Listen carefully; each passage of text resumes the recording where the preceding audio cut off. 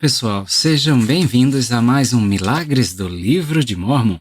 E hoje nós vamos falar como os fardos de Alma e seu povo se tornaram leves.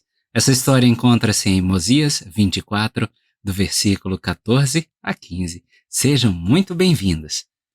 O milagre. Mais de 20 anos depois de Alma ter fugido da corte do rei Noé, ele e seu povo passaram a viver sob o domínio e a autoridade de Amulon, que havia sido nomeado rei e governante sobre eles pelo rei dos Lamanitas. Mosias 23:39.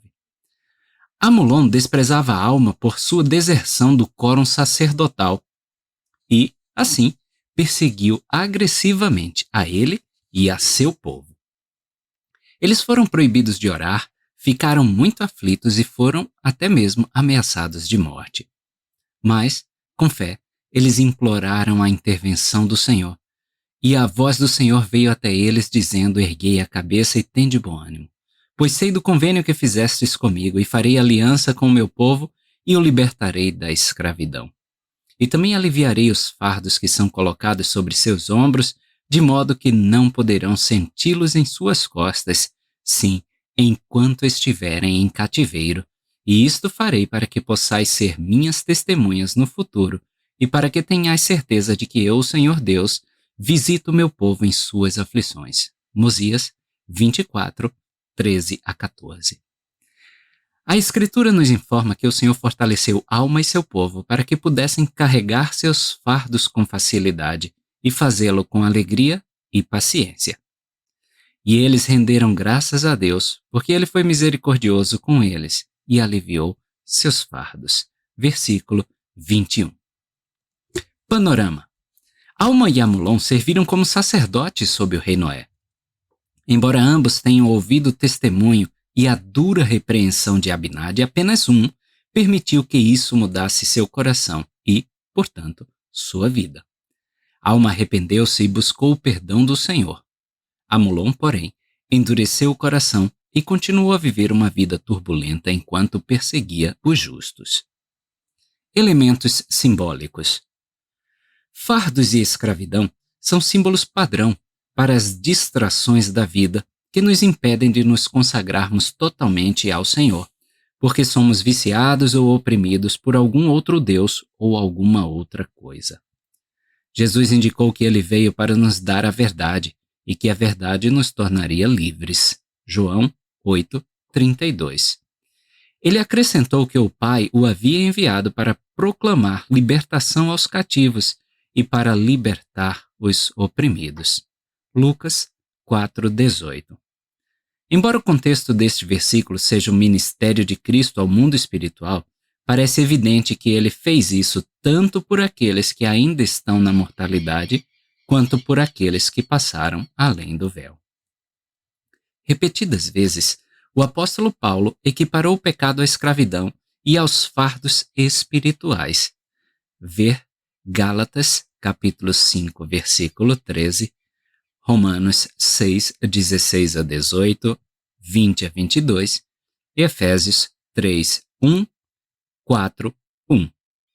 Às vezes, essa escravidão ou fardo surge por causa de nossas próprias escolhas e pecados, mas outras vezes nos encontramos sobrecarregados ou escravizados por causa dos pecados e ações de outros, ou simplesmente por causa da natureza decaída da condição mortal. Um estudioso santo dos últimos dias observou o seguinte: pode-se perguntar por que o grupo de Alma foi colocado em cativeiro, uma vez que se arrependeram, fizeram convênios e serviram ao Senhor por algum tempo. A resposta parece remontar à profecia de Abinadi. Quando ele visitou pela primeira vez os nefitas na terra de Nefe, ele advertiu que eles seriam escravizados, se não se arrependessem. Mosias 11, 21. Este aviso foi ignorado até que Abinadi regressou 2 anos depois. Sua advertência, então, proclamou que eles seriam escravizados e que, se ainda assim se recusassem a se arrepender, seriam destruídos. Mosias 12, 2, 8. Foi nessa época que Alma se converteu e começou a ensinar secretamente as palavras de Abinadi aos nefitas que quisessem ouvi-las. Assim, Embora a alma e seu povo tivessem se arrependido, ainda era necessário que a primeira profecia de Abinadi se cumprisse, pois a maioria não havia se arrependido. Um grande princípio que podemos aprender com esta parte do livro de Mosias, capítulos 19 a 24, é que quanto mais esperarmos para nos arrepender e abandonar nossos pecados, mais graves serão as consequências. O elder Mavely J. Ballard reiterou este princípio. Todo homem e mulher que adia para a próxima vida a tarefa de corrigir e vencer a fraqueza da carne está se sentenciando a anos de escravidão, pois nenhum homem ou mulher sairá para a ressurreição até que ele tenha completado sua obra, até que tenha vencido, até que tenha feito tanto quanto pôde. Infelizmente, para muitos, esta escravidão já começou nesta vida. Assim como aconteceu com Lime e seu povo, se formos lentos em dar ouvidos aos conselhos do Senhor, apenas tornaremos mais difícil a nossa transformação para a liberdade e aumentaremos o grau de nossa escravidão. De qualquer forma, Cristo é a resposta.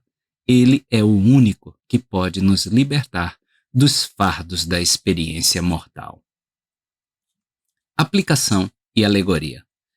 Deus nem sempre removerá os fardos que enfrentamos, mas, se formos fiéis, Ele os tornará suportáveis.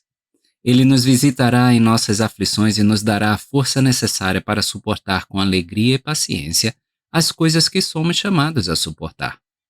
Mas nós, assim como a alma e seu povo, devemos nos voltar a Ele com fé. No plano e onisciência de Deus, pretendia-se que a mortalidade fosse um tempo de provação, um lugar de luta. E é nos seus extremos, nas chamas ardentes da adversidade, que o homem muitas vezes encontra a motivação necessária para procurar e conhecer o seu Deus. Não se deve supor que os convênios e promessas do Evangelho protejam o homem dos ventos e das tempestades que atingem todos. Na verdade, a aceitação das responsabilidades da mortalidade e o acordo de estar no mundo, mas não ser do mundo, pressupõem que os santos do Altíssimo sofrerão por fazerem o bem. 1 Pedro 3,17. Passarão por tribulação em nome do Redentor. Doutrina e Convênios 138:13. Visto que os santos foram chamados a suportar fardos maiores, um Deus misericordioso dota-os de um poder do alto, de visão e de força, para que mesmo no sofrimento possam ter domínio sobre todas as coisas. A promessa é certa de que todo aquele que depositar sua confiança em Deus será amparado em suas provações, em seus problemas e em suas aflições, e será elevado no último dia. Alma 36:3. O elder Neal A. Maxwell salientou: podemos nos sentir pressionados pelos acontecimentos e circunstâncias e, no entanto, estas coisas com as quais nos sentimos oprimidos constituem, na verdade, o currículo personalizado necessário para o nosso desenvolvimento pessoal. Muitas vezes, rejeitamos os cursos necessários e prescritos de calistenia espiritual, como se pudéssemos abandonar todos os cursos da vida e ainda assim permanecer matriculados na escola. O elder Hartman Rector Jr. deu um exemplo do importante princípio da submissão. Meu pai era mais inteligente do que eu quando tinha 7 anos de idade. É claro que eu era mais inteligente do que ele quando tinha 17 anos. Mas isso também mudou depois. Certa vez ele me disse: você não é grande o suficiente para ordenhar as vacas. Agora, eu sabia que era. Eu tinha 7 anos e sabia que poderia ordenhar as vacas. Então, eu provei a ele que podia. Meu pai disse: sabe, acredito que você pode ordenhar. Você conseguiu o emprego. Durante os 10 anos seguintes, ordenhei de 8 a 12 vacas, noite e dia. Você pode ter certeza de que cheguei a um ponto em que eu não queria ordenhar, e uma vez disse ao papai: pai, não quero ordenhar. Você não precisa querer, desde que eu faça, ele respondeu. Isso parece ser o que o Senhor nos diz nos momentos em que as coisas ficam difíceis e sentimos: eu realmente não quero ir ao templo, ou é inconveniente pagar o dízimo, ou não quero ser ministrador. Como diz o velho ditado, a dor é inevitável. No entanto, a misericórdia é opcional. Para aqueles de nós que não estão presos à cruz da depressão clínica ou outros fatores de saúde mental, nossa fé e fidelidade ao Senhor determinam o grau em que nossos fardos nos pesam. Como aplicação relacionada, Alma e seu povo não simplesmente carregaram seus fardos com facilidade. Eles fizeram isso alegremente. O elder Jeffrey R. Holland compartilhou o que chamou de uma das máximas de vida do elder Holland. Ele disse: nenhum infortúnio é tão ruim que lamentar-se não o torne pior. Apesar de todas as nossas provações e sofrimentos nesta vida, e todos nós teremos provações e sofrimentos, alegria e esperança farão mais para nos levar adiante do que murmurar, duvidar e nutrir medos. A fé, e não o medo, permite-nos enfrentar as tempestades da vida. O medo é paralisante. A fé fortalece. Como disse Nibley, a forma mais poderosa de pensamento é a fé. Mais uma vez, estas são as escolhas que podemos e devemos fazer. Mas farão toda a diferença no peso dos fardos que carregamos. Deve ser lembrado que se Deus não remover os fardos que carregamos, isso não significa que as nossas orações tenham ficado sem resposta. Como foi dito, às vezes Ele acalma a tempestade e às vezes acalma o marinheiro. A resposta de Deus às nossas petições pode ser a remoção da nossa provação. No entanto, pode ser para nos equiparmos para a tempestade. De qualquer forma, a oração foi ouvida e Deus interveio. Os ingratos não verão isso. Os cheios de fé, entretanto, perceberão e saberão. Finalmente, o elder Maxwell sugeriu a importância de estar disposto a dizer não apenas seja feito a tua vontade, ó Senhor, mas também seja feito a teu tempo. Este milagre pode nos lembrar da importância de esperar no Senhor. Salmos 37, 9.